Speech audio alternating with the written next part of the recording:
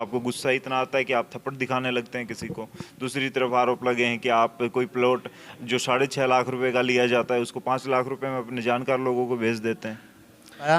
एक प्रक्रिया अपनाई गई कि भी जो जो प्रधान बनना चाहते हैं वो अपने नाम दे दें। उसके अंदर 11 नाम आ गए। 11 नाम में से उस जो बंदा विरोध कर रहा है वो अकेला रह गया समाज के अंदर, उसका एक भी वोट नहीं था। नमस्कार, मैं हूं आपका दोस्त विनोद शर्मा। एक चर्चा बड़ी चल रही है भिवानी शहर में। कल भी आपने एक कवरेज देखी होगी। सैनिक कल्याण परिषद भिवानी की एक संगठन की हम बात कर रहे हैं जिसका चुनाव होता है और चुनाव को लेकर कुछ लोग आरोप लगाते हैं।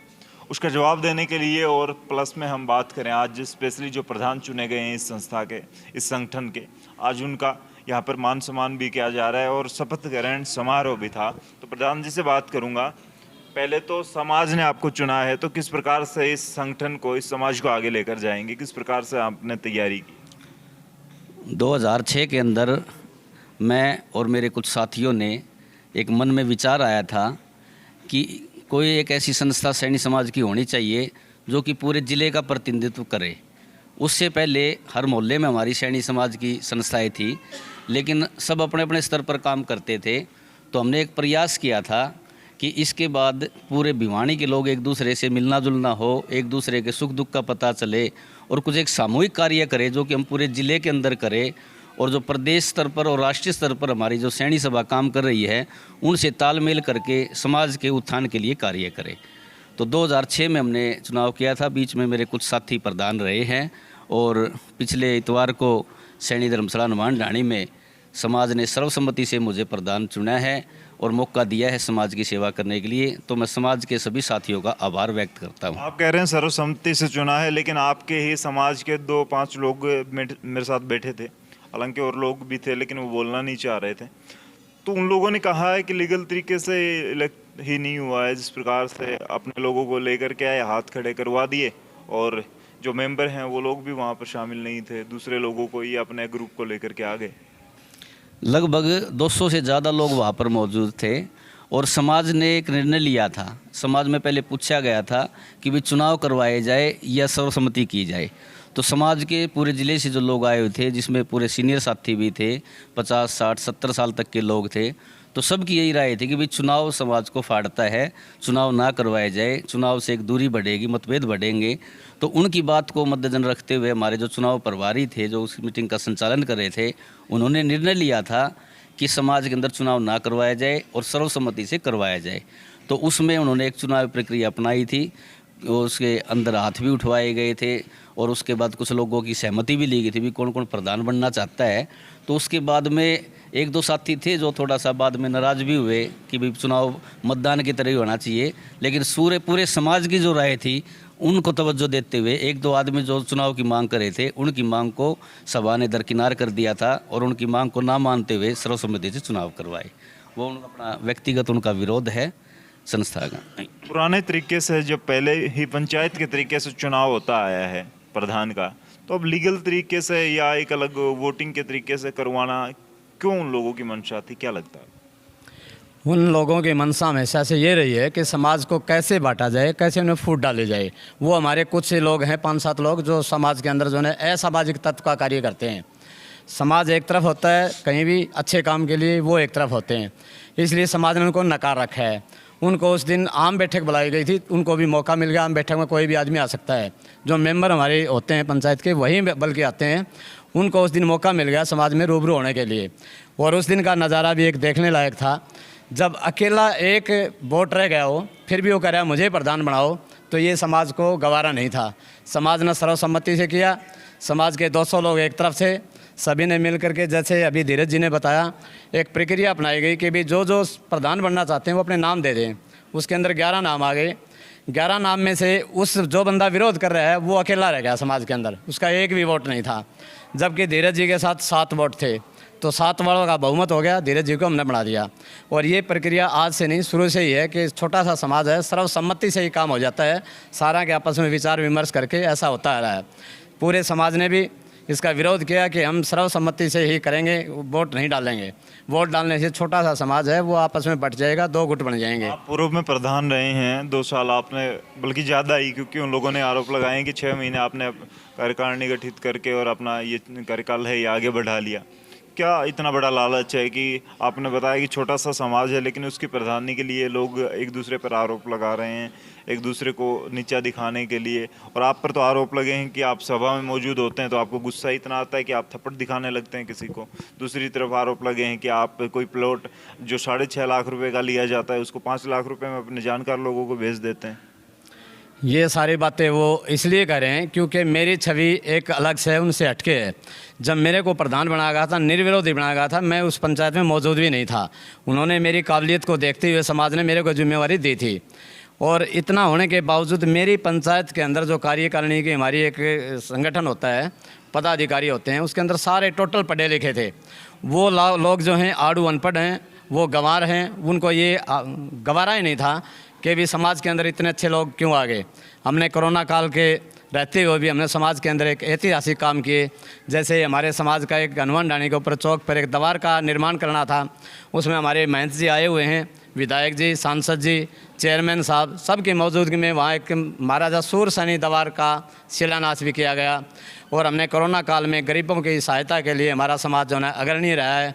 ये प्रशासनिक अधिकारी, डीसी, एसपी सभी बता सकते हैं, हमारा समाज 1 नंबर पे रहा था। जब हमने लॉकडाउन में गरीबों की सहायता की थी तो ये हमारा सराहनीय कार्य रहा है समाज का। सारे पढ़े लिखे मेरी उसमें कार्यकारिणी में थे, सभी रिटायर्ड थे, और उन लोगों को ये गवारा नहीं था कि ये पटड़ी पर क्यों समाज को लेके जा रहे हैं, इसलिए ये ऐसा हुआ। रही बात प्लाट की, कि प्लाट उन लोगों ने जो कि समाज के असामाजिक तत्व हैं, खजाने के अंदर एक भी पैसा नहीं था। ये जितने भी प्रबुद्ध लोग हैं समाज के, पढ़े लिखे हैं, जो दानी भी कह सकता हूँ मैं, उनसे पैसा इकट्ठा करके उन्होंने वो समाज खरीद लिया। समाज के हित में नहीं खरीदा था, अपने हित में। वहाँ 3200 के भाव में खरीद लिया, जबकि प्लाट का भाव वहाँ आज भी 3200 नहीं है, उस टाइम भी नहीं था। ये सारी बातें उन्होंने अपने लालच में, हमें नहीं पता कितने में ख़रीदा, किसको किससे ख़रीदा। 10 रुपये के एफिडेविट हमें मिला, 10 रुपये का एफिडेविट के भी ये हमने प्लाट खरीद रखा है। जबकि मौके पे कितने भी समाज के लोग हैं, उन्होंने यही नहीं पता प्लाट है कहाँ पे। वो प्लाट एक ऐसी जगह जंगल में मिला कि जिसका कोई औचित्य नहीं है लेने का। समाज ने एक निर्णय लिया कि भाई ये प्लाट तो समाज के अहित में है, इससे कोई लाभ होने वाला नहीं है, इसको सेल करके कोई अच्छी जगह पे कोई और छोटा मोटा प्लाट ले लेंगे और उसको सेल कर दो। 9 साल पहले वो ख़रीदा गया था, उसने अपनी मनसा से और अपनी बैड मेंटेलिटी से, समझो कि उसका सवार था इसलिए ख़रीदा गया था वो, जबकि समाज के हित में नहीं था। समाज ने एक निर्णय लिया कि इस प्लाट को सेल कर दिया जाए। 4 बार मीटिंग हुई, उन्होंने जो असामाजिक तत्व उन्होंने अलग से भी की, उसमें भी वही निर्णय लिया गया कि समाज बेचने में, इसको प्लाट को बेचने में ही समाज के हित है, वो बेच दिया गया। दूसरी बात रही मेरा कार्यकाल का, जून में मेरे 2 साल पूरे हो गए थे। मैंने हमारे महासचिव को प्रोटोकॉल के अनुसार बता दिया था कि अभी मेरा कार्यकाल ख़त्म हो गया है, अब आप नए प्रधान की तैयारी करो। उन्होंने अपनी बैठक बुलाई, जो कार्यकारिणी की बैठक होती है हमारी 25-30, उसके अंदर मेंबर होते हैं एक्टिव। उन्होंने ये निर्णय लिया गया कि हम 26 जनवरी को स्थापना दिवस मनाते हैं हमारी संस्था का, क्यों न उसी दिन हम चुनाव करवाते हैं। तो ये इतना टाइम बढ़ा करके क्यों न हम 26 जनवरी को ही ये नए प्रधान का चुनाव कर लें, ऐसा उन्होंने निर्णय लिया था। मेरी तरफ से निर्णय नहीं था, मैंने तो अपना जून में ही टाइम दे दिया था। उन लोगों को ये भी गवारा नहीं हुआ कि हमने तो प्रधान बनना था और इसी को फिर बना दिया, हम तो प्रधान से रह गए। आपसे बात करूंगा, कोई आपकी बात रहती तो क्या कहेंगे? जिस प्रकार से समाज में इस तरीके की बातें निकल के आती है, 2-5 लोग हर जगह ऐसे होते हैं जिस प्रकार से प्रधान जी बता रहे हैं, तो आपस में कैसे मैनेज किया जाए? समाज को आगे बढ़ाने के लिए ये परिषदें, ये संगठन बनाए जाते हैं और फिर उनमें भी फूट पड़ने लगती है, एक दूसरे पर आरोप लगने लगते हैं। ये आरोप तो ये ऐसे ही लगते रहेंगे। कुछ आदमी ऐसे हैं इसमें जो उनकी सोच कमज़ोर है। हमारे जो प्रधान थे उनकी सोच बहुत बढ़िया थी, उन्होंने बहुत ही अहम काम किए। एक तो हमारे समाज का सैनी हाई स्कूल बन रहा है लड़कियों का, उसमें हमारा सावित्रीबाई फुले का नाम मंजूर करवाया सरकार से। एक दीवार का बताया प्रधान जी ने। एक जो ये प्लाट का मुद्दा है, वो प्लाट का उस जिसने लिया था, एग्रीमेंट कराया था, उसको खुद ही नहीं पता प्लाट है कहाँ। हमने मौका दिया उनको, इससे अगर फालतू कोई परचेज करता है तो हम उसको दे देंगे।